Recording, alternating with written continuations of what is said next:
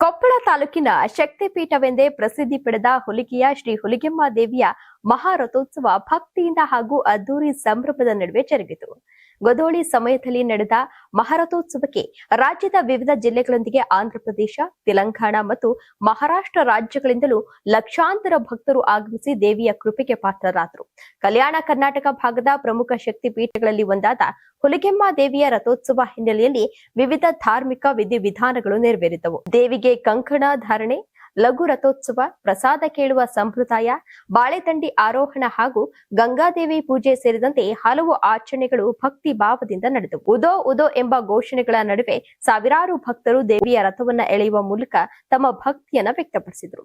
ದೇವಸ್ಥಾನ ಸುತ್ತಮುತ್ತ ಭಕ್ತ ಸಾಗರವೇ ನೆರೆದಿತು. ರಥೋತ್ಸವವು ಅತ್ಯಂತ ವೈಭವದಿಂದ ಸಾಗಿತು.